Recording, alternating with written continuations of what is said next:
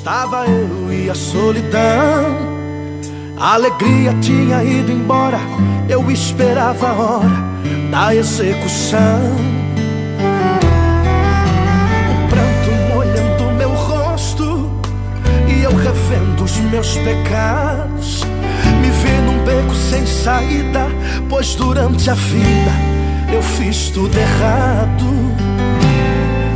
E eu sofrendo ali desesperado, chegou um soldado, tirou as correntes e falou pra mim: você vai se livrar da morte, é seu dia de sorte, você pode ir. E ele disse: vai em paz, você não tem mais nenhum motivo pra ficar. Outra pessoa vai morrer em seu lugar. Eu era um criminoso e ele era sem pecado. Eu estava sendo solto e ele sendo condenado. Ei, som, 1, 2. Testando, som, 1, 2, ei. Ei, som, 1, 2, ei, som. A verdade, eu estava em plena som, guerra. 1, 2. Ele trouxe minha paz. 1, 2, ei. Ele era Jesus Cristo e eu era Barrabás. Som, 1, 2, ei.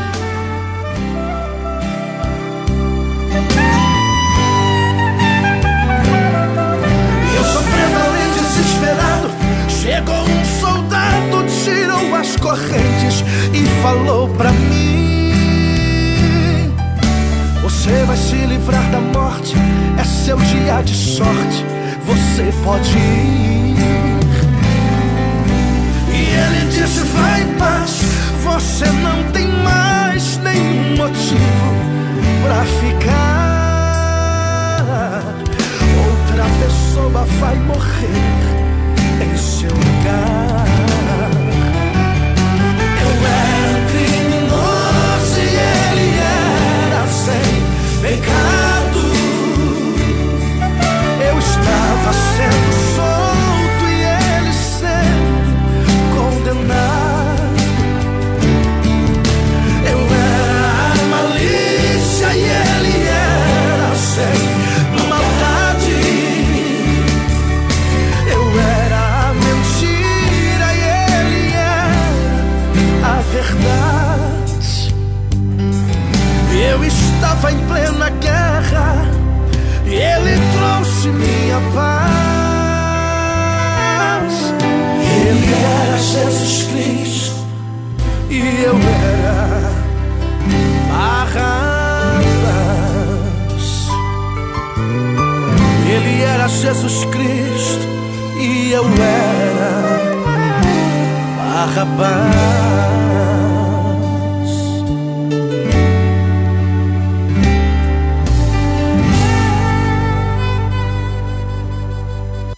Deus a família, a bênção me lá.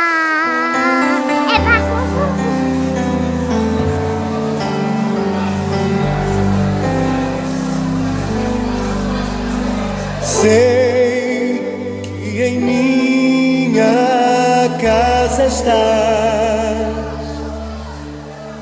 sempre cuida do meu lar. O Senhor é o meu pastor e nada vai faltar, pois sei que tu és fiel, tu és fiel a mim. Sei que os meus filhos crescerão e terão as bênçãos de tuas mãos. minha descendência vai a ti obedecer e frutificarão. Pela fé eu posso ver. Deus da família, abençoe o meu lar. Deus da família, vem a casa edificar. Faça morada eterna em nossos corações. Deus da família, és o Deus do nosso lar. Sei que em minha casa estás, sempre cuidando do meu lar. O Senhor é o meu pastor e nada faltará, pois sei que tu és fiel, tu és fiel a mim. Sei que os meus filhos crescerão. Boa noite, povo de Deus. Som 1, 2, desculpa. 1, 2. Boa noite, povo de Deus, a paz do Senhor Jesus. Dê uma linda salva de palmas ao Rei dos Reis, ao nosso Senhor e Salvador, que em breve voltará. O tempo é dele, cabe a nós estarmos prudentemente o aguardando. Amém? Boa noite, a paz do Senhor Jesus, a senhora, o Senhor que cultua conosco por intermédio do Facebook, das redes sociais, da internet. Hoje nós iremos avançar num estudo importantíssimo para a vida da igreja. É algo, que são poucos que estão dispostos a pregar. Por quê? Porque pregar o que eu tenho pregado para os irmãos vai trazer muita perseguição, vai trazer muitos maus olhos. Pregar do jeito que nós temos pregado aos irmãos traz conflitos, aflições. Mas irmãos, como foi a vida do Senhor Jesus aqui na terra? Foi cheia de paz, de riquezas? Foi cheia do quê? Foi cheia de batalhas, foi cheia de lutas. Porém ele venceu o mundo e ele disse que indiferente das aflições, tenha bom ânimo. Por quê? Porque com Cristo nós somos mais. Amém. E hoje nós estamos aqui para reter o cabeça e para avançar no nosso estudo das parábolas do reino. Hoje vamos entender a parábola do grão de mostarda. Eu não sei se você já leu essa parábola ou se você já ouviu sendo pregada. Eu, 10 anos pregando o evangelho e ouvindo outros pregadores pregar. Durante 10 anos eu nunca vi um pregador explicar por que começa como mostarda e termina como árvore. Hoje, conhecendo as revelações das cartas de Apocalipse e um pouco da história desse mundo até aqui no século 21, hoje eu entendo perfeitamente, vou lhe explicar e argumentar na palavra de Deus e nos acontecimentos históricos nessa terra. Você vai sair daqui nutrido pelo Senhor Jesus. Amém? Coloque as mãos no seu coração, feche os seus olhos. Se desligue deste mundo material, momentâneo, passageiro, pecaminoso. Pai, aqui viemos para te adorar, para te bendizer. Estamos aqui por causa do Senhor, pois o Senhor é o nosso Rei, é o nosso Mestre. O Senhor é o Deus da nossa salvação. Obrigado pela tua santa presença. Obrigado pela tua graça e misericórdia que se renova a cada manhã nas nossas nossas vidas. Estamos aqui para sermos tocados, para sermos modelados, para sermos lavados, purificados no sangue do Cordeiro de Deus que tira o pecado do mundo. Nós clamamos ao Senhor Jesus, que é o nosso noivo, que é o nosso esposo, que é o nosso Salvador. Enche este lugar com o teu poder, trabalha na vida de todos que unem o seu espírito, a sua fé conosco, aonde essa pessoa estiver, em outro estado, em outra cidade, com a tua mão poderosa, Senhor, toca, com a tua mão poderosa, Senhor, trabalha nessas vidas, vem para consolar com o teu Espírito Santo, vem para consolar com o teu poder, vem para fazer o impossível, o sobrenatural, para levantar do pó o desvalido e do monturo o necessitado. Igreja, fale com o Senhor nessa noite.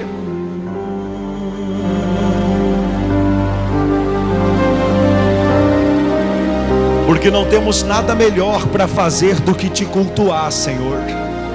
Não temos nada melhor do que tirar um momento para dizer o quanto te adoramos, te amamos. Não temos nada melhor do que te adorar, te exaltar, te engrandecer. Como o Senhor disse no Evangelho de Mateus, no capítulo 24, Senhor, que muitos no final dos tempos estariam como nos tempos de Noé, que enquanto Noé, Senhor, ele preparava a arca porque o dilúvio estava perto, o povo na época só queria saber dos cuidados deste mundo, das fascinações das riquezas, estavam mais preocupados com o que os outros pensavam do que com o que o Senhor pensava, e por isso não tinham forças para te buscar. Aqui estão conosco reunidos aqueles que buscam a vida da igreja adequada, aqueles que buscam o reino dos céus em primeiro lugar, aqueles que se reúnem conosco porque te amam, porque te adoram, porque precisam do Senhor mais do que o ar que respiram. Vem abraçar a tua igreja, vem, Senhor, consolá-la, vem enxugar as suas lágrimas. Igreja, o Senhor Jesus, ele disse: bem-aventurados vós os que choram, porque serão consolados. E nós choramos ao ver a situação desse mundo, Pai. Nós choramos ao ver a situação de muitos irmãos que estão embriagados pelas heresias, que estão adorando a Mamon, que estão vivendo nas inclinações da carne. Nós mesmo que estamos de pé, nós buscamos forças para não cair. Busque força agora, peça para o Senhor vir modelar a tua mente, peça para o Senhor vir transformar o teu coração.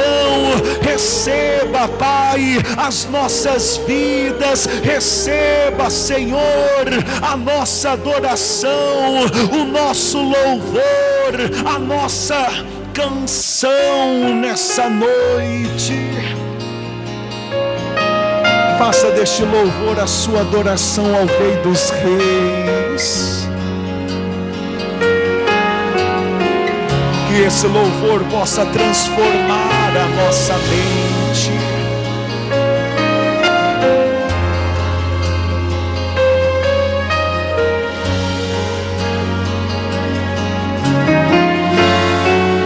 Quantas vezes, meu Senhor, quantas vezes, meu Senhor, te entreguei o que restou, te entreguei o que restou, e com o coração ferido, com o coração cansado eu te adorei. Com uma vida apertada minhas coisas programadas, com minhas prioridades me afastei. Numa correria dessas pode até acontecer, na família que a gente ama, esquecer. Foi buscando os teus planos que me recordei dos anos que o homem te adorava só pelo prazer de te adorar. Quero voltar para os teus braços e viver tudo de novo, priorizar teu coração.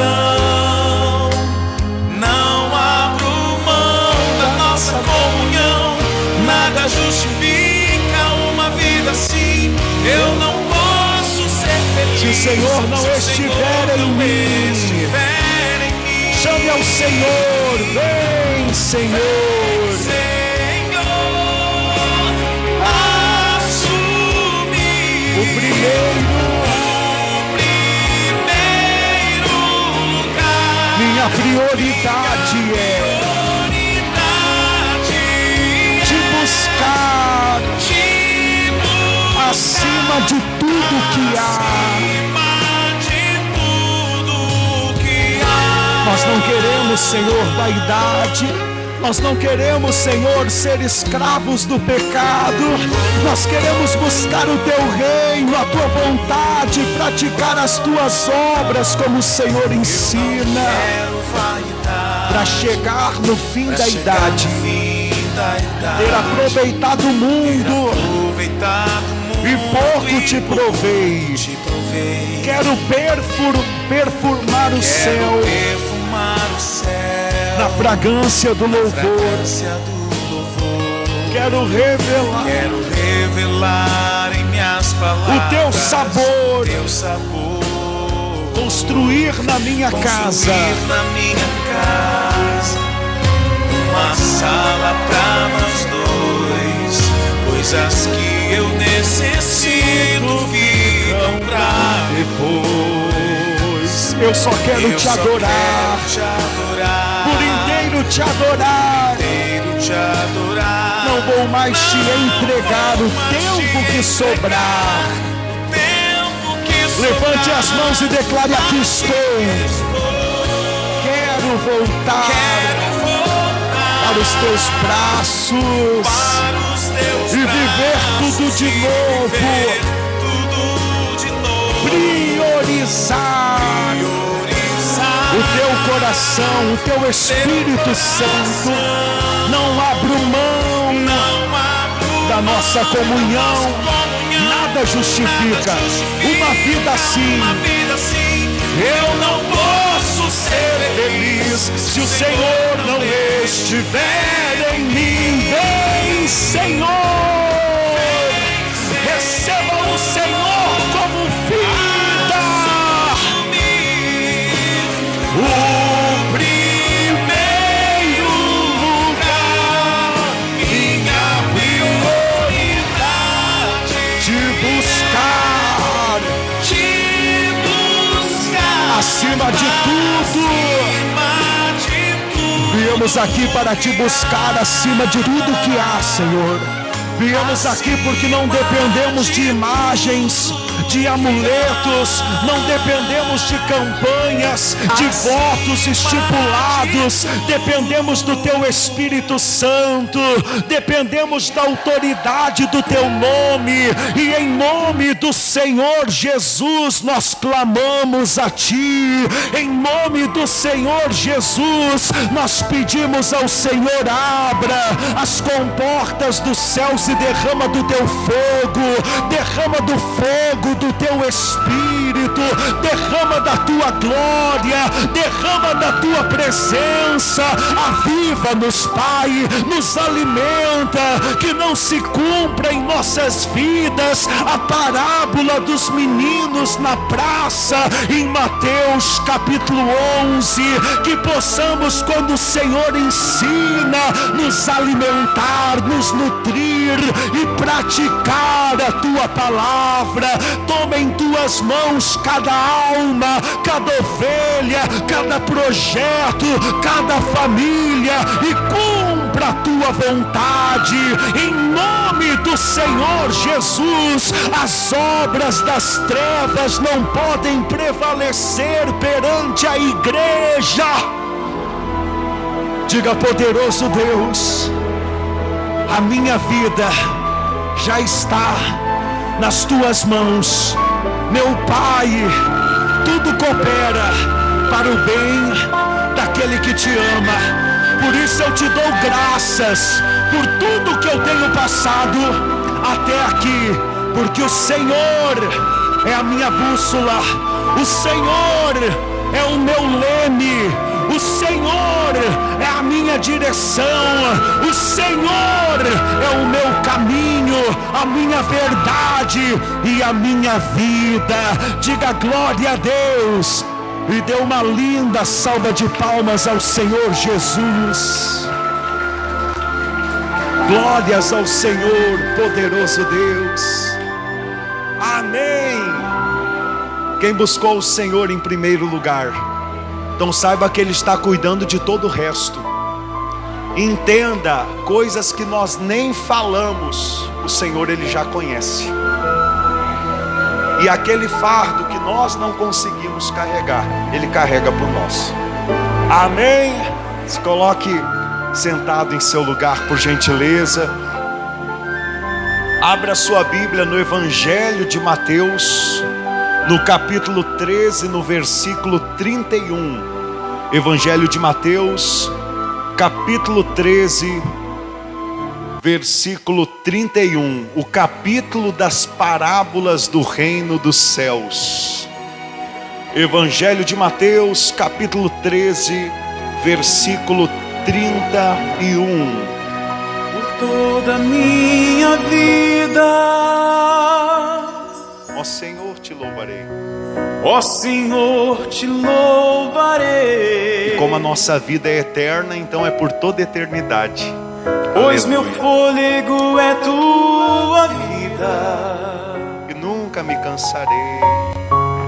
e nunca me cansarei. Posso ouvir a tua voz, É mais doce do que o mel, é mais doce do que o mel, que me tira dessa cova que me tira desta cova e me leva até o céu. Arthur, não está me cortando? Você e precisa me levantar um pouco leva mais para até o cima. céu. Mas tá meio alto, né? Deixa eu ver.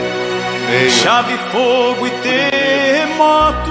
Boa noite, a paz do Senhor Jesus. Dona Heloísa, Dona Victória Vento Gonçalves, forte Dona que Laura, passou. Mana Grazi, ô mana, um forte abraço, mana.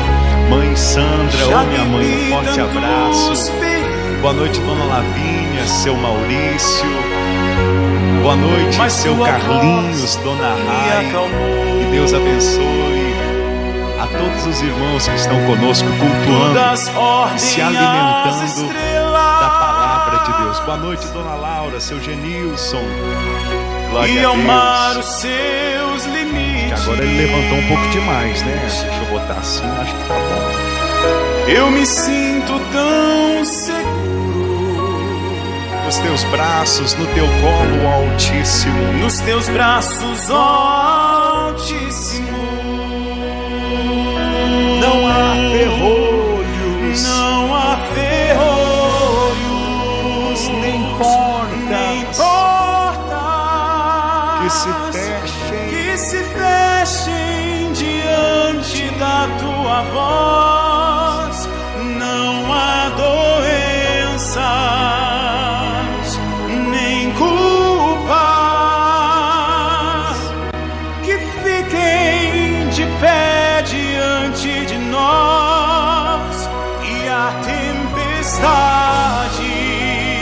se acalma se acalma na voz daquele que tudo criou. na voz daquele que tudo criou, pois tua palavra é pura, escudo para os que nele crê. Escudo para os que nele crê. Incline o seu rosto, feche os seus olhos. Pai, o que nos une aqui é a nossa fé no Senhor. É porque cremos no Senhor que realizamos essa reunião entre os irmãos, que são membros do corpo, o corpo que é a igreja. Senhor, que o Senhor possa, como cabeça, por intermédio da Tua palavra, que é espírito e que é vida, nos nutrir, nos alimentar, nos fortalecer. Senhor, entrega força ao Teu povo para que recebam um alimento sólido. Entrega entendimento para que entendam que não é porque muitas coisas que serão ditas e ensinadas aqui hoje serão ouvidas pela primeira vez por muitas pessoas, não é porque serão ouvidas pela primeira vez que não seja verdade. Que o teu povo guarde no coração a tua palavra. Que o teu povo não acredite em homens, mas na palavra do Senhor. Diga assim seja, e graças a Deus. Amém, irmãos? Bom, o mais incrível é que eu tenho estudado muito sobre pregadores espirituais, e eles já pregavam muitas das coisas que eu prego aos irmãos há 100 anos atrás, 80 anos atrás. Era pregado de uma forma sólida, de uma forma viva. Só que a degradação da igreja, principalmente com a entrada da tecnologia, cresceu tanto que hoje em dia, quando nós vamos pregar essas verdades, muitos ficam até com o cabelo em pé, dizendo: da onde sai isso? Que eu nunca ouvi, tendo 30 anos de igreja, 40, 50, 10. Comigo foi assim, quando eu comecei a me aprofundar no conhecimento da palavra de Deus. 10 anos pastoreando, já havia passado em muitas cidades, já havia ouvido muitas pregações de líderes de ministérios, pessoas que são de alto calão, vamos assim dizer, aqui no Brasil e pelo mundo, e nunca havia ouvido tamanha clareza, tamanho ensinamento, como hoje o Senhor tem nos dado. Bom, nós vamos avançar no estudo hoje, no capítulo 13, o Senhor Jesus, ele começa como um semeador que saiu para semear, e ele semeou o que? A palavra do reino. Porém ele diz que ele encontrou 4 tipos de solo. O primeiro solo, à beira do caminho. O segundo solo, o solo rochoso. O terceiro solo, o solo com espinhos. O quarto solo, a boa terra. Então ele disse: no primeiro solo, no solo à beira do caminho, a semente não frutificou. Vieram as aves dos céus e comeram aquela semente que não pôde dar fruto. Por que na beira do caminho não frutificou? À beira do caminho, o caminho é um lugar onde tem muito tráfego, muito tráfego. Muitas pessoas passam para resolver as questões desse mundo. Então a beira do caminho representa aquela pessoa que está muito ligada nas coisas do mundo, nas notícias, nos acontecimentos, e pouco ligado no reino. Então a palavra não consegue ter profundeza, entrar no coração. E assim o próprio Satanás, porque as aves dos céus, na primeira parábola, é explicado no versículo 19 do Evangelho de Mateus: as aves dos céus é o maligno. Então Satanás consegue arrebatar aquela semente. Eu não vou me aprofundar muito nessa primeira ou na segunda parábola, porque quem tiver sede de ouvir sobre a parábola do semeador, veja a pregação de terça-feira passada. Quem tiver sede de ouvir a parábola do joio e do trigo, veja a pregação de sexta-feira passada. Hoje nós iremos falar da parábola do grão, e eu peço a sua inteira atenção. Se você precisar levantar, passar água no rosto, ficar de pé na hora da pregação, sacrificar um pouco a sua carne para não dormir, para não perder a atenção da palavra, faça. Você só vai ter a ganhar. Por quê? Porque essa palavra, ela é de extrema importância que todo cristão entenda. É necessário que todo cristão saiba o que o Senhor Jesus está revelando nessa parábola do grão de mostarda. Vamos ler? Vamos ler? Bom, no início, na parábola do trigo na parábola do semeador, o Senhor semeou a semente que é o trigo. Depois ele fala da parábola do trigo e do joio, ou seja, aonde ele semeou o trigo, Satanás veio e semeou o joio, que é idêntico ao trigo, porém dá um fruto diferente. Enquanto o fruto do trigo é para alimento, que gera saúde, energia e força no corpo, o trigo do joio gera sonolência, o trigo do joio gera náuseas, convulsão e até mesmo morte. Quem está entendendo? Continuando, agora ele fala da parábola do grão de mostarda, e ele diz assim: outra parábola lhe propôs, dizendo: o reino dos céus é semelhante a um grão de mostarda, que um homem tomou e plantou no seu... Nós já vimos que o campo nessas parábolas é o quê? É a igreja? Não, muitos pregadores erram aqui, dizendo que o campo é a igreja. Não, o campo é o mundo. Então Jesus veio e plantou a palavra do reino. Aqui fala que o homem plantou o grão de mostarda no seu campo. Versículo 32. O qual é, na verdade, a menor de todas as sementes, e crescida é maior do que as hortaliças. E se faz o quê? Não, mas peraí, se faz o quê? Então aqui a gente tem um problema. Porque se você planta lá na sua casa couve, você quer colher o quê? Se você planta lá na sua casa alface, você quer colher o quê? Tem como plantar couve e colher um pé de manga, uma árvore de manga? Tem como plantar alface e colher um pé de abacate?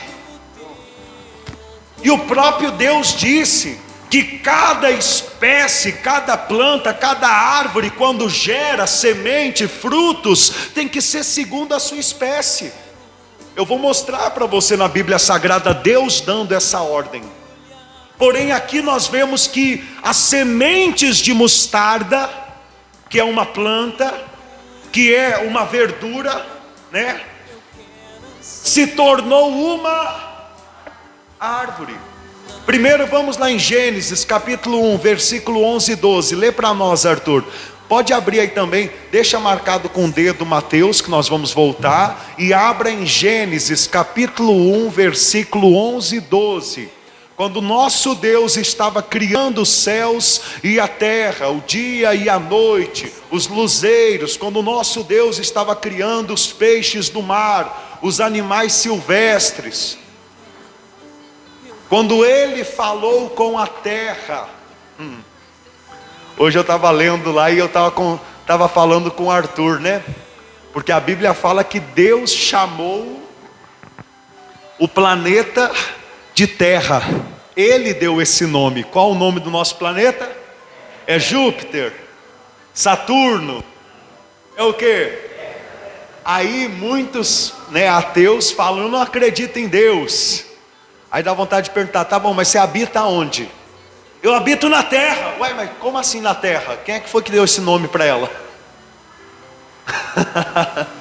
Tá entendendo? Quem deu o nome de terra para a terra? E se você não acredita em Deus, você também vai ter que dar outro nome para o planeta, porque esse nome foi Deus que deu. Ou então vai ter que ir para outro mundo, para outro planeta, porque esse foi Deus que criou.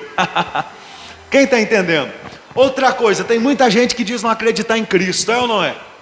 Então também vai ter que usar outro calendário, porque o calendário que a gente usa aqui é o calendário de Cristo. Nós estamos no ano 2021 depois de Cristo. Que é maior prova do que essa, que Cristo nasceu nesse mundo e morreu por nós? Ah, crente, pelo amor de Deus que você não guarda uns negócios desse. Guarda para evangelizar, guarda para falar de Jesus, os argumentos estão aí. Nós temos é que usá-lo. Amém? Lê para nós Gênesis capítulo 1, versículo 11 e 12. E disse... Quem disse? Deus. Então pode falar aí. Deus disse. Deus disse: produza a terra relva, ervas que deem semente, e árvores frutíferas que deem frutos segundo a sua espécie, cuja semente esteja nele sobre a terra, e assim se fez. A terra, pois, produza relva, ervas que davam semente segundo a sua espécie. Presta atenção, só um minutinho nisso, olha só. A terra, pois, produziu, diga assim, a terra obedeceu. Você vê, a própria terra obedeceu a ordem de quem? Assim também, quando Deus fez os peixes, Ele deu ordem a quem? Ao mar. Quando Ele fez as aves, Ele deu ordem ao quem? Aos céus. E quando Ele nos fez? Aí foi com a obra-prima das suas mãos, nos fazendo a imagem e semelhança dEle. Eu não sei se você sabe, mas Deus fez a gente que nem o homem fez a luva. O homem fez a luva para quê? Para colocar em suas... E Deus nos fez para nós sermos o habitat, a morada dEle. A igreja somos nós. Amém?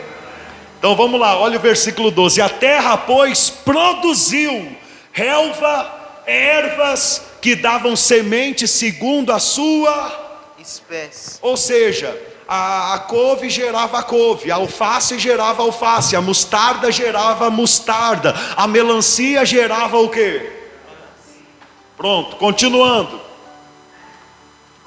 Que davam e frutos, árvores que davam fruto, cuja semente estava nele, conforme a sua espécie, e viu Deus que isso era bom. E Deus se agradou de ver o quê? As ervas, as plantas produzindo segundo a sua espécie, e as árvores também produzindo conforme a sua.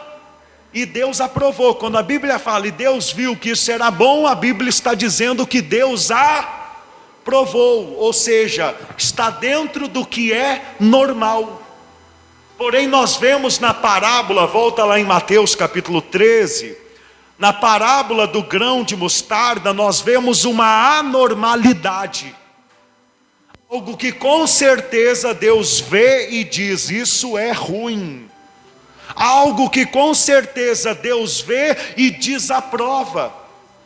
Entenda nessas gente, eu não sei se você pegou isso daqui. Se você não pegou isso daqui, a pregação ainda é em vão no seu coração. Se você não entendeu isso daqui, você não entende Mateus capítulo 13. O Senhor Jesus, Ele está falando a aparência do reino dos céus. Ele está dizendo, o reino dos céus é ser.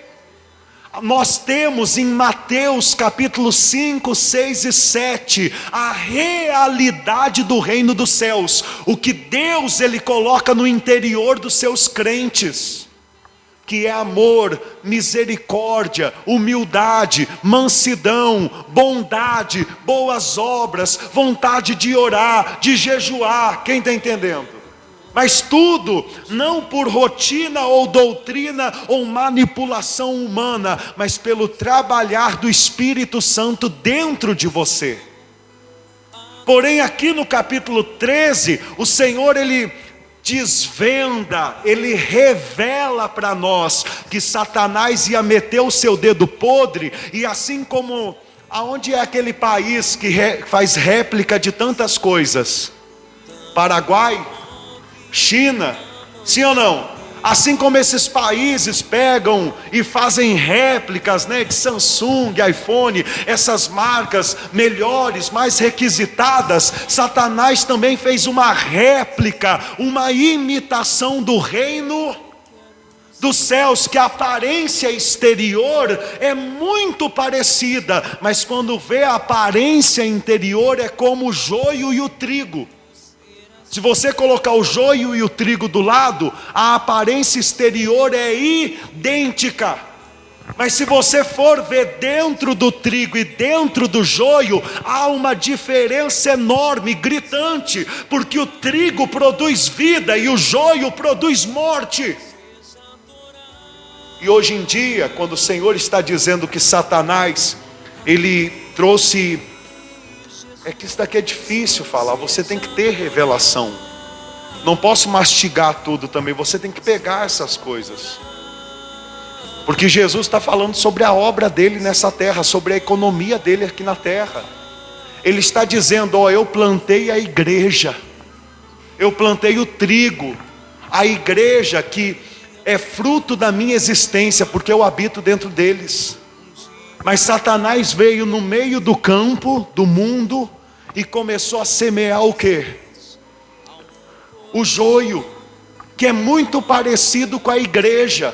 Se veste igual igreja, fala igual igreja, tem os templos que nem igreja, mas dentro do joio só tem corrupção, avareza, ganância, prostituição, lascívia.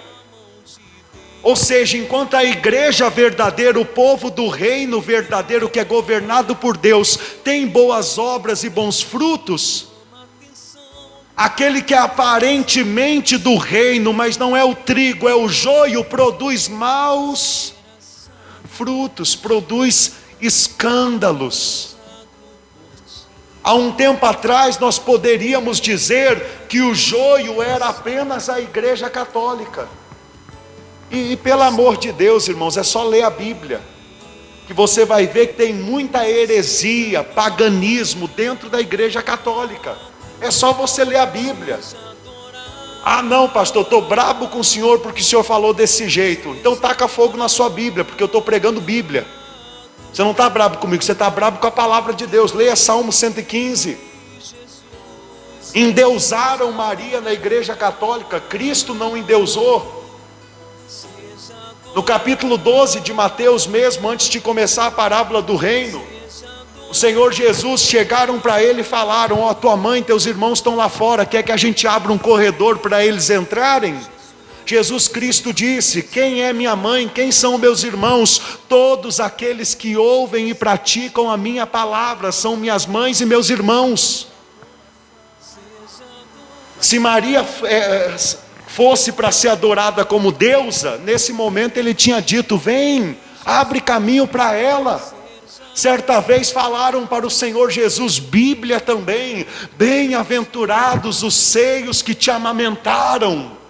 Jesus Cristo disse antes, bem-aventurado é aquele que ouve e pratica a palavra de Deus. Quando Cristo estava morrendo na cruz do Calvário, ele virou para João e Maria, o seu irmão e sua mãe, e disse, mulher, toma aí, esse é teu filho, e vai para casa. Virou para João e falou, ô João, toma aí, essa é tua mãe, e vai para casa.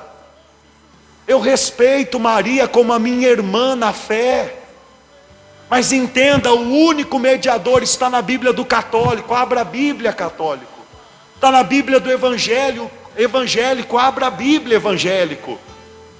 1 Timóteo capítulo 2 versículo 5, porquanto há um só Deus e um só mediador entre Deus e os homens, Cristo Jesus, o qual morreu pelos nossos pecados e ressuscitou ao terceiro dia. Bíblia, irmãos, eu não estou falando nada aqui melancólico, eu não estou falando nada aqui filosófico, eu estou pregando Bíblia. Temos que sair das filosofias. O que Plutão disse, o que Sócrates disse, pouco me importa. Eu quero saber o que Jesus Cristo disse. E se em 1 Timóteo capítulo 2 versículo 5 fala que tem só um mediador, então por que eu vou ter um altar para imagens de gesso dentro da minha casa?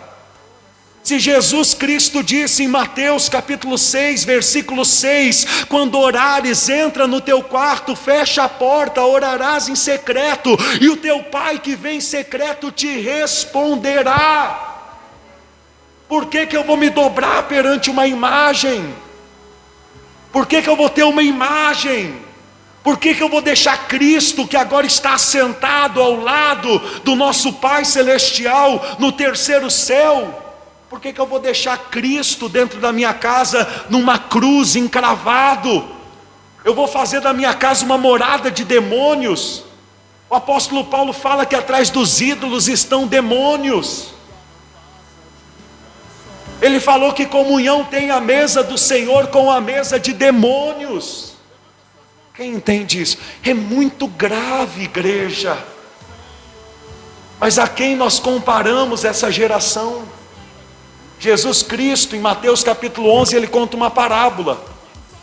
Ele conta uma parábola dos meninos que estão na praça. O povo está sentado na praça e os meninos começam a tocar flauta. Primeiro eles tocam uma música alegre, o povo não bate palma, não dança, fica lá. Depois eles tocam uma música triste, pensando que agora o povo vai chorar, certo? Estão passando por um momento difícil, e o povo continuou lá. Jesus falou que a geração que há nesse mundo é da mesma forma. Quantas pessoas não vão ser alcançadas por essa pregação, ou hoje ou no futuro, e vão sair dela e continuando praticando as mesmas iniquidades, porque entra aqui e sai aqui. Como quem diz assim, ó, não tem nada a ver comigo, ou seja, a palavra de Cristo não tem nada a ver com você. Você está dizendo não, é para o ensinamento do Senhor Jesus, porque o que eu estou falando aqui é apenas a palavra de Deus, que está na Bíblia do católico, do evangélico, do espírita, porque até a Umbanda tem Bíblia dentro de casa. Eu já vi. E fica ainda aberta no Salmo 91 em cima da geladeira. Eu namorei uma vez com uma menina que a avó dela era macumbeira. Para passar na casa tinha que passar pelos altares dos demônios, da Pombagira, do Zé Pilintra, aquelas coisas todas. Mas quando chegava na cozinha tinha uma Bíblia aberta em cima da geladeira. Tá vendo? Tá vendo como é que é? Porque as pessoas estão cegas. E só o que vai poder tirar a cegueira dos olhos das pessoas é a espada de dois gumes, que é a palavra de Deus. Então agora, uma vez dito essas palavras, eu quero que você ligue a parábola de hoje com o estudo da carta à igreja de Pérgamo em Apocalipse, que nós estamos estudando, inclusive estudamos nesse domingo e no domingo passado, e vamos estudar nesse próximo domingo, avançando versículo por versículo. Porque quando se cumpriu aqui essa parábola, quando se cumpriu a profecia, a revelação em Apocalipse da carta do Senhor Jesus à igreja em Pérgamo, foi o mesmo momento que isso daqui que o Senhor Jesus também aconteceu nessa terra. A igreja saiu da sua natureza de planta e se tornou uma árvore. Eu quero que você entenda a diferença da realidade do reino dos céus para a aparência do reino dos céus. A realidade do reino dos céus nessas parábolas nós vamos ver que é o trigo, a mostarda e a farinha. E essas três coisas servem para quê? Trigo, mostarda e farinha servem para quê? Para comer, como alimento. E é muito nutritivo. E a aparência do reino dos céus é o joio, é a árvore e é o fermento. Olha só o que Satanás quer causar com a igreja. Ele quer fazer, manipular, enfraquecer a igreja a tal ponto que não tenha como nutrir o povo. Porque quando a igreja deixa de ser trigo para ser joio, em vez de nutrir o povo para o reino dos céus, preparar para a vida eterna, para o milênio, para o tribunal de Cristo, para a volta do Senhor Jesus, quando a igreja perde a sua natureza de trigo e se torna joio, então só fica se alimentando do interesse do povo, colocando vaidades dentro do povo, avarezas, prostituições, fazendo do povo uma marionete. Hoje eu posso dizer, você que veio aqui cultuar, você veio por amor a Cristo. Mas quantos de nós, antes de Deus abrir essa porta, poderíamos dizer isso? Pelo contrário, nós já convidávamos as pessoas dizendo: vamos lá em tal lugar, hoje vai ter uma campanha de prosperidade. Ou seja, eu vou na igreja para buscar dinheiro, riqueza. E o próprio Senhor Jesus disse: não tem como servir a dois senhores, não tem como servir a Deus e as... Mas outra hora falava em prosperidade, nossos pés, nossos ouvidos coçavam para ir na igreja receber uma oração para prosperar muito. Deixa eu te falar uma coisa. Nesses 9 meses que você está comigo cultuando a Deus, faltou comida no seu prato? Nem no meu. Mas a gente busca prosperidade? Não, a gente busca o reino do céu, sabendo que se buscar em primeiro lugar, do jeito que agrada a Deus, Ele cuida de todo o resto. As lutas vieram, não vieram? Mas antes não tinha luta? Então não é por causa de placa A, B ou C as lutas, é porque no mundo tereis aflições. E deixa eu te falar uma coisa: quanto mais você agradar a Deus, mais o mundo vai te odiar. Então você faz sua escolha, eu já fiz a minha.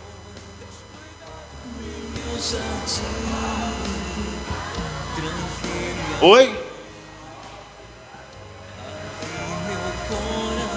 Ajuntais para vós outros tesouros lá no céu, onde as traças não corroem, os ladrões. Como o irmão disse, a maior prosperidade não é aqui, é lá. Ou seja, é na volta do Senhor Jesus.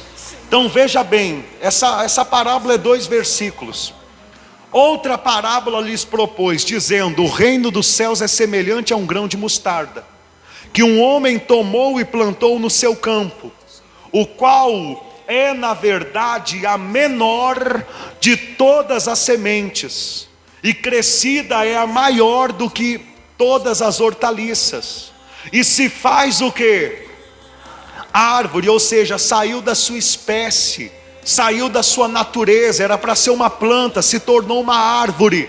E agora que se tornou uma árvore, não é mais para alimento, agora é para morada de ninhos de pássaros. Olha o que diz: e se faz árvore, de modo que as aves dos céus as aves do céu, vêm aninhar-se nos seus ramos. Ou seja, o que são essas aves? Bom, se não tivesse escrito aqui, eu não falaria para você. Mas eu vou falar porque está escrito. E se você tiver estrutura para receber, amém. Se você não tiver, eu tenho que falar do mesmo jeito. Tem que pregar a verdade. Essas aves aqui são demônios. É o maligno. Essas aves aqui é Satanás. Quando a igreja entrou em degradação, em anormalidade, Satanás conseguiu se introduzir e fazer ninho dentro dela. Pastor, como que o senhor diz um negócio desse, Satanás entrando dentro da igreja? Pastor, isso daí é algo grave demais. Sim, é algo grave demais para quem não lê Bíblia. Para quem lê Bíblia, isso daí é naturalzíssimo. No judaísmo, Satanás já tinha entrado. Tanto que em João capítulo 8, versículo 44, Jesus Cristo fala para os fariseus, os religiosos da época: vós sois filhos do diabo, que é o vosso pai. Quem lê Bíblia, isso daqui não é algo impactante, a pessoa só é verdade. E a pessoa ainda diz: por isso que a maioria das igrejas hoje estão do jeito que estão. Escândalo em cima de escândalo, é pastor se prostituindo, abusando de membros, vamos assim dizer, não existe a palavra membros, mas o povo entende dessa forma. Pastores ficando riquíssimos, milionários, em cima da dependência, da necessidade do povo, mercadejando a palavra de Deus. Por quê? Porque Satanás conseguiu fazer ninho na árvore, na igreja. Porém, na igreja, que é que nem o joio e o trigo, ela tem a aparência de igreja de Deus, mas o fruto é mau. Pastor, me prova que as aves aqui é Satanás. Vamos ler o versículo 4. Lê para nós, Arthur. A primeira parábola do capítulo 13, a parábola do semeador, o Senhor Jesus, no versículo 4 ele diz que a semente que caiu à beira do caminho, isso, é bom no microfone, quem está em casa escuta. E ao semear, uma parte caiu à beira do caminho, e vindo as aves, a comeram. Ou seja, uma parte da semente caiu à beira do caminho, as aves fizeram o quê? Comeram a semente. No versículo 19 o Senhor revela aí, Senhor. Senhor Jesus, revela na tua palavra. Versículo 19. A todos os que ouvem a palavra do reino e não a compreendem, vem o maligno e arrebata. Ou seja, a todos os que ouvem a palavra do reino é aquela pessoa à beira do caminho, que ouve e não compreende, a palavra não entra, fica superficial, só na mente, não vai no profundo do coração, no espírito. Então vem quem para comer aquela palavra, para arrebatar aquela palavra? O maligno. Então ficou claro para você que as aves é o maligno? Senão eu vou cair para trás aqui, ó. Ficou claro para você? As aves é quem? Então, seguindo no mesmo capítulo, agora a terceira parábola, eu creio e recebo a revelação que as aves que fizeram ninho na árvore, na igreja que saiu da normalidade, que deixou a sua natureza, que se deixou casar com o mundo, ser manipulada pelo governo, pela avareza, pela prostituição, quem é que fez ninho nela agora? E o que diz na carta à igreja de Pérgamo? Em Apocalipse capítulo 2, Cristo diz assim para a igreja de Pérgamo: eu sei aonde tu habitas, aonde está o trono de Satanás. Então você pode juntar que o trono de Satanás lá em Apocalipse e o ninho das aves aqui em Mateus é a mesma coisa. Vai mexer, subir numa árvore onde tem uma ave braba com filhote para você ver o que acontece. Vai ver se ela não te ataca.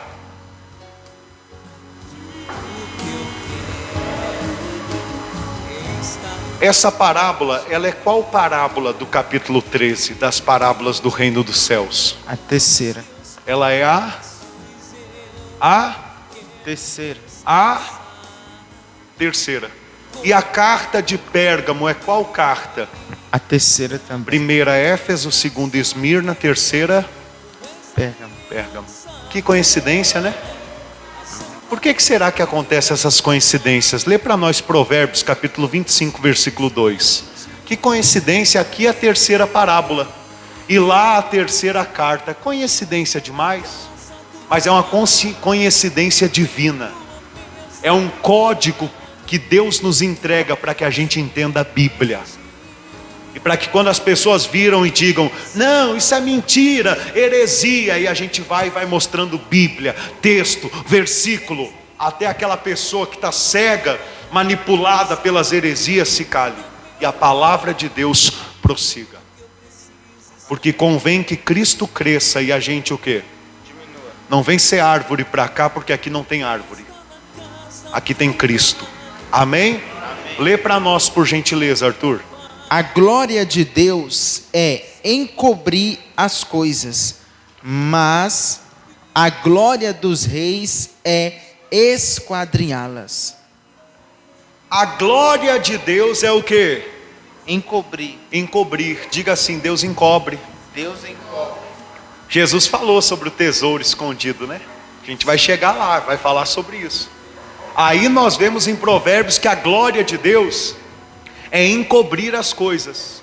E a glória dos reis, agora está falando dos homens, mas não de qualquer homem, mas daqueles que têm o Espírito de Deus. A glória dos reis, Jesus Cristo é o quê? O rei. Então é esse tipo de rei que a palavra de Deus está falando. E a glória dos reis é o quê? Esquadrinhá-las. Diga assim: descobri-las, investigá-las minuciosamente. Isso daqui, irmãos, Deus encobriu. Hoje nós estamos esquadrinhando. Deus encobriu aqui. Porém hoje nós estamos desvendando. E Deus se alegra com isso. Mas cá para nós, gente, isso daqui, Ô gente, pelo amor de Deus, meus irmãos, isso daqui era difícil de pregar antes do ano 400. Hoje, no século 21, isso daqui não é difícil pregar, porque a história já mostra que aconteceu. A igreja de Cristo, até o ano 400, do imperador Constantino o Grande, a igreja de Cristo era perseguida, era pobre. Os cristãos, todo ano, eles eram martirizados, porque todo ano tinha que acender incenso para o imperador, como filho de Deus. Os cristãos não faziam, e com isso eram perseguidos e mortos, dentre outras coisas. Então a igreja era o quê? Era pequena, era como a mostarda, como uma planta, mas ela estava dentro da sua essência, diga glória a Deus. Só que quando Satanás mudou a estratégia e parou de perseguir a igreja para então acolhê-la, e colocou no coração de Constantino para aceitar a fé cristã, fazer da fé cristã uma religião, a religião estatal do Império Romano, a igreja deu uma virada, a igreja cresceu de uma forma monstruosa. Nasceu a igreja que você conhece como Igreja Católica, mas que na verdade a palavra católica no latim quer dizer a Igreja Universal. Constantino disse: se vocês aceitarem que a fé de vocês, a religião de vocês, se torne a religião estatal do Império Romano, aonde chegar o Império Romano, ali vai ter uma igreja de vocês. Eu vou fazer vocês crescer para o mundo todo. E aí a igreja, foi o que os crentes falaram na época, glória a Deus, mas na verdade era uma estratégia de Satanás. E os crentes não eram para ter recebido, não eram para ter caído naquilo.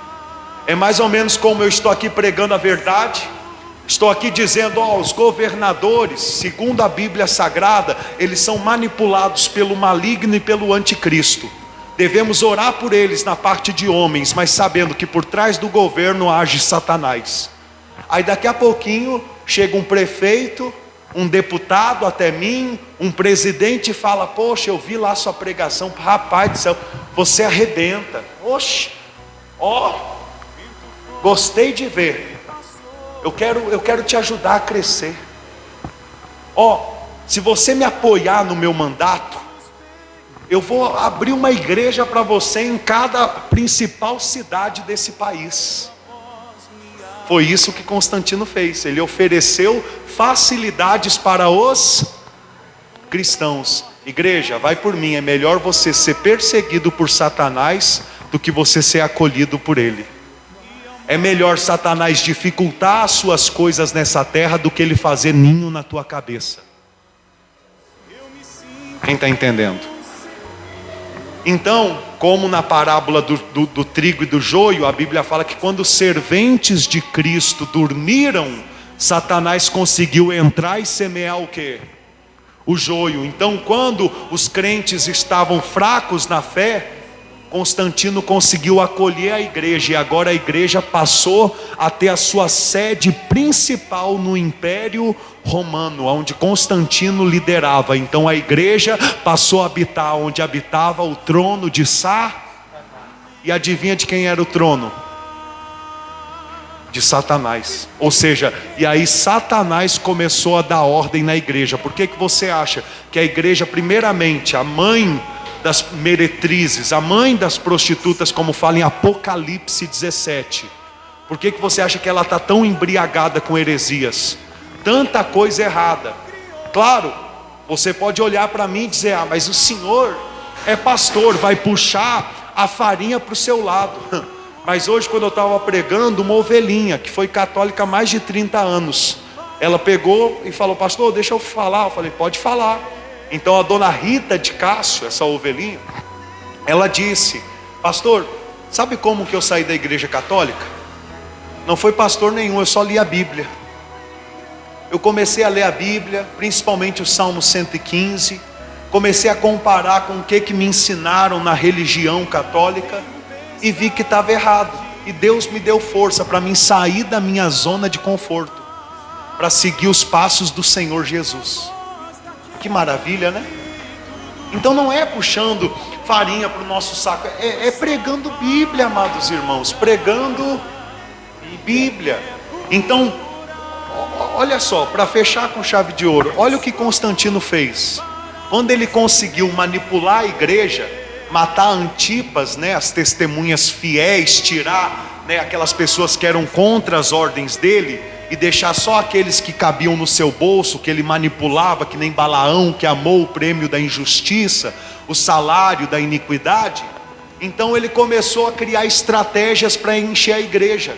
A primeira estratégia foi: com cidadãos romanos, todos os que se batizarem na igreja universal apostólica romana, nós estaremos dando 2 vestes de linho finíssimo e moedas de prata. Ele começou a pagar para as pessoas irem na igreja. Irmãos, isso é história, não é coisa da minha boca. Se você estudar o século IV, a metade do século IV, você vai começar a cair para trás e dizer: isso tudo já aconteceu. Como que o meu pastor, ou então o ministério onde eu passei tantos anos, não prega isso para nos acordar que já é o tempo do fim? Que o que foi profetizado em Apocalipse, a maioria já aconteceu. Se Jesus quiser voltar agora em 2030, onde querem fazer uma grande mudança mundial, ele volta. Já está tudo pronto. Se ele quer voltar em 2025, 27, 35, 40, ele volta. A pergunta é: e a sua igreja vai estar preparada? Quem está preparado hoje para a volta de Jesus? Muitos poucos, muitos poucos.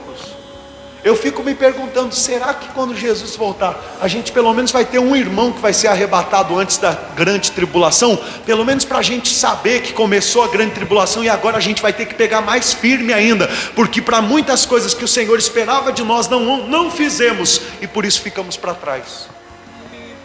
Se a gente tiver pelo menos um que vai ser arrebatado, já é algo maravilhoso. Mas se a gente não tiver nenhum, aí começa a grande tribulação, e se bobear, só vamos descobrir que é a grande tribulação quando um chefe mundial, o anticristo, falar assim: ó, acabou o cristianismo, catolicismo, agora quem manda, quem é Deus sou eu, que nem os Césares no passado. O Império Romano, ele vai ser reerguido, um homem só querendo mandar em todo o mundo. Não vai conseguir pelos nossos estudos, mas vai mandar numa grande parte fazer guerra contra as outras. A gente crê nos nossos estudos que esse anticristo vai ser levantado lá pelo lado de Grécia, da Macedônia. Quem está entendendo? E aí ele vai começar a dominar todos aqueles lados lá. Não sei se o domínio dele vai chegar aqui no Brasil, mas eu creio que talvez chegue, principalmente se tiver um presidente comunista no poder. Se tiver um presidente comunista, vai ceder ao anticristo. Se tiver um presidente que não é comunista, não cede, né? Eu acredito que talvez países como Estados Unidos serão países que o anticristo não vai conseguir. Vão ser países, como diz em Apocalipse 12, que a mulher, a parte da igreja mais fraca, que não foi arrebatada como filho varão, vai correr para o deserto. Esse deserto é um lugar aqui na terra que o anticristo não vai ter poder.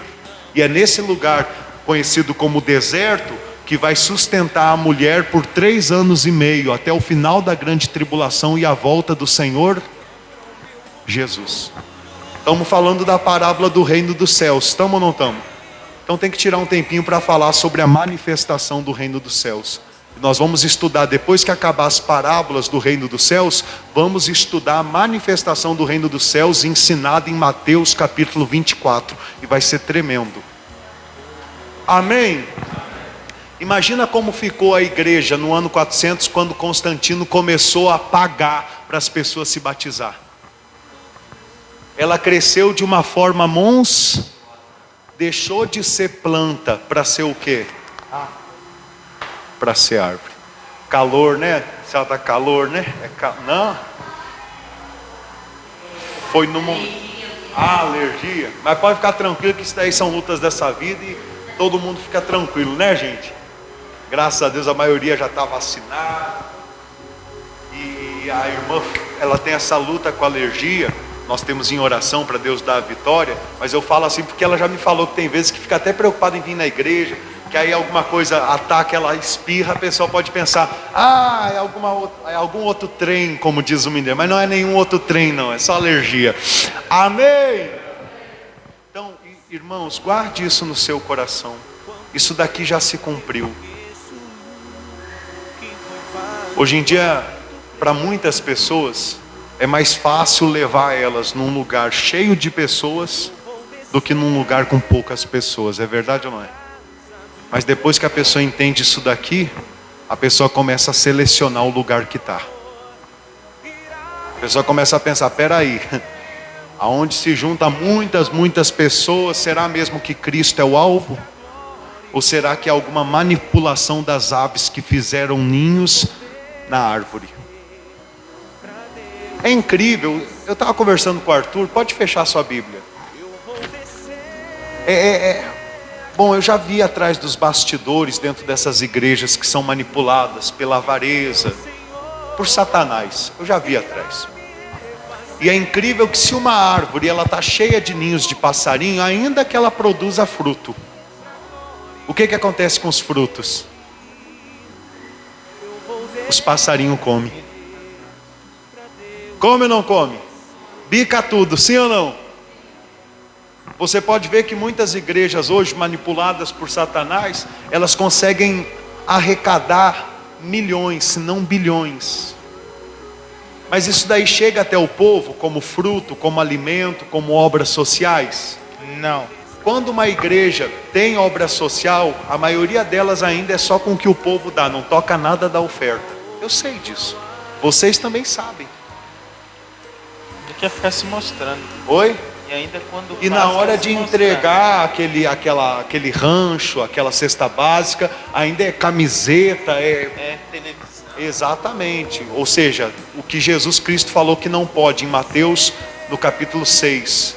Quando fizeres alguma obra boa, não mostre seja como os hipócritas, porque eles já receberam a sua recompensa. Quando você fizer, o que você fizer com a tua mão direita, esconde com a mão, e terá um galardão no reino dos céus.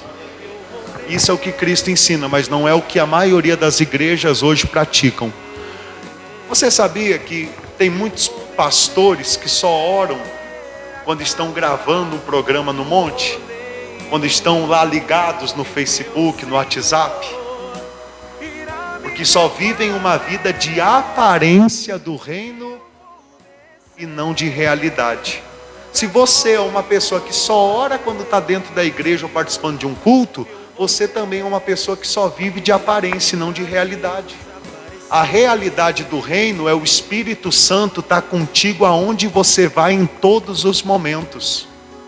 Ainda que muitas vezes, por causa das nossas fraquezas, nós cometemos erros. Mas Ele está ali dentro, nos assistindo nas nossas fraquezas e intercedendo por nós. Satanás está pronto a acusar, mas o Espírito Santo continua intercedendo, porque para Deus o que tem de mais valioso aqui na terra é você. Até tão valioso que Ele botou o Filho dele dentro de você, Jesus Cristo. Agora deixa Jesus Cristo crescer, expandir. Glória a Deus. Quem entendeu a mensagem de hoje? Quer acrescentar alguma coisa, Arthur? Deixa eu ver aqui nas minhas anotações. Deus falou ou não falou, pessoal? Mas deixa eu ver nas minhas anotações se tem algo para acrescentar. Isso daqui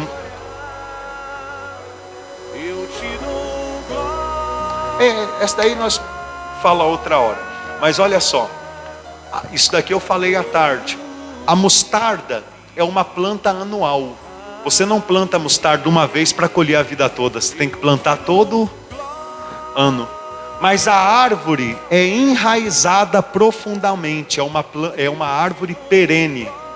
Tem uma árvore em São Paulo que ela tem mais de 3.000 anos, precisa de mais de 10 homens para abraçar ela.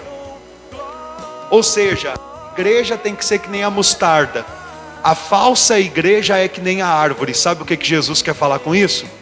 A igreja verdadeira não está enraizada no mundo, está com a cabeça no céu. E a igreja falsa, ela começa a criar raiz, criar um império nessa terra. Ela fica assim, está preocupado com as coisas do mundo, que foi o que aconteceu a princípio com a igreja católica, que casou com o Império Romano, e o que acontece hoje com a igreja evangélica no Brasil, que está casada com o governo. Quem está entendendo? Igreja não é lugar de mexer com política, igreja é lugar de pregar o reino dos céus. Obrigado, Senhor, por essa revelação. Amém? Graças a Deus. Agora sim, se coloque de pé por gentileza. Feche a sua Bíblia Sagrada. Dê uma linda salva de palmas ao Senhor Jesus. Graças a Deus. Amém. Eu vou fazer a oração final. Nós vamos para casa abençoados. Eu só abro uma nota de esclarecimento para que os irmãos, tanto os que estão conosco aqui como os que estão em casa, tenham sempre essa consciência. Não é necessário que o pastor pare culto para pedir ofertas. Quem entende isso? Se Deus ele quer te usar para ofertar, aprenda a fazer por amor e para quem? Para Deus. Os irmãos que estão aqui conosco e alguns também que nos assistem têm sido colunas dessa obra, têm ofertado por amor, têm ajudado a gente até com alimento, porque às vezes as coisas apertam ou não apertam? Principalmente você pregando a palavra sem mercadejar. Muitos pregadores sabem do que eu prego para você, mas eles não estão em altares. Sabe onde é que eles estão? Em faculdades. Eles cobram para pregar, eles só ensinam quem paga a faculdade. Aí eles pregam como teólogos. Eu não quero ser teólogo. Eu não quero cobrar para ensinar a verdade. Eu quero simplesmente tratar vocês como de fato vocês são para Deus. Lavoura de Deus sois vós. E aí, se Deus quiser, por intermédio dessa lavoura, me dar o sustento para mim continuar pregando, que seja feita a vontade dele, né?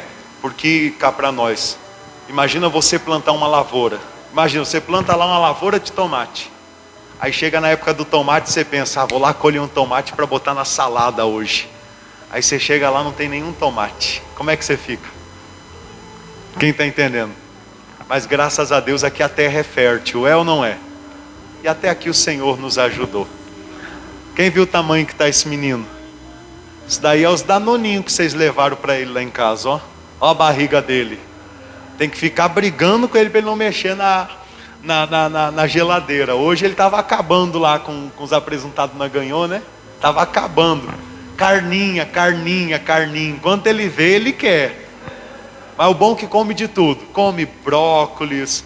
A gente mistura lá um inhame com um pouco de tomate. Come, que é uma beleza. Está cheio de saúde. Amém, igreja? Deixa eu fazer a oração final por todos os irmãos. Pai, bendito seja o nome do Senhor. Obrigado por tamanha revelação e ensinamento. Até aqui o Senhor nos ajudou e daqui para frente será feita sempre a tua vontade. Senhor, que o teu Espírito Santo esteja guardando, protegendo e abençoando a cada irmão que está aqui presente e também aqueles irmãos e irmãs que estão presentes em espírito por intermédio da internet, que é sim usada de uma forma errada por muitas pessoas, porém também tem a oportunidade de ser usada de uma forma certa para avançar na pregação do teu evangelho. Que aonde chega a tua palavra, as pessoas, Senhor, sejam persuadidas, sejam ensinadas, sejam moldadas pelo teu Espírito Santo, para não cair nas heresias, para nunca mais se dobrarem a uma imagem, nunca mais cultuarem os mortos no 7º dia, nunca mais, Senhor, deixar que crianças inconscientes se batizem. mas buscam a verdade, entendendo que os mortos agora estão no Senhor, que as crianças só devem se batizar a partir do momento de conhecer a diferença entre o bem e o mal, e que só podemos adorar e nos dobrar perante o Senhor Jesus Cristo, Deus Altíssimo, Espírito Santo.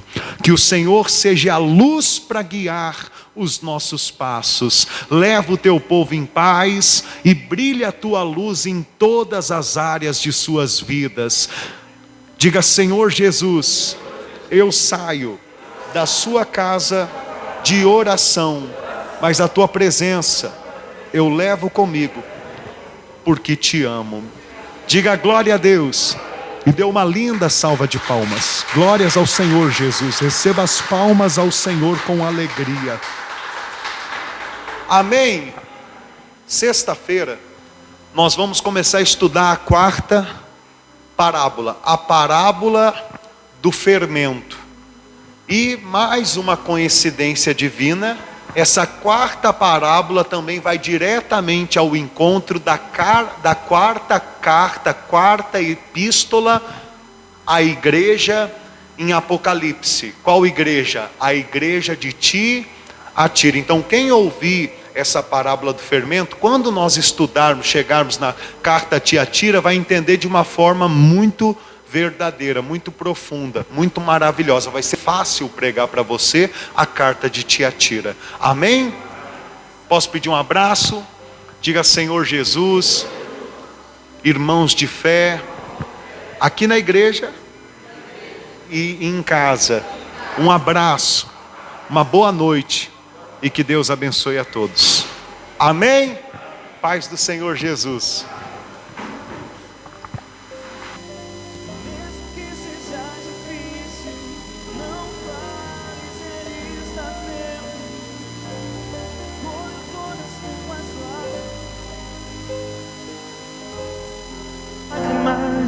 E mandou a te falar: pega o que ele te entregou e volte para o mar, que é o teu lugar. Quem mandou largar a rede?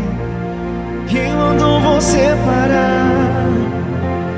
Volte para o mar alto, no lugar da tua vergonha eu vou te honrar. Quem mandou largar a rede? Quem mandou você parar? Volte para o mar alto, no lugar da tua vergonha eu vou te honrar. Filho, eu vou te honrar. Deus conhece tua estrutura, sabe o que está fazendo.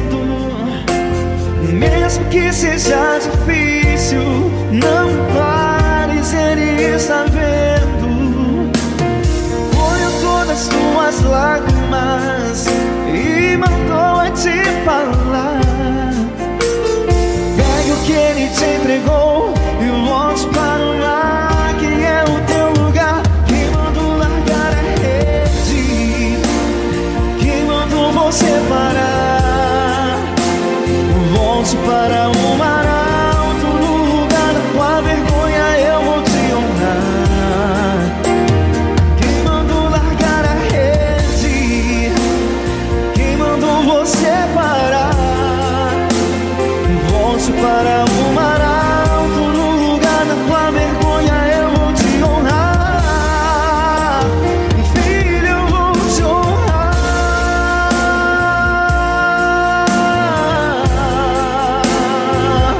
Oh, filho,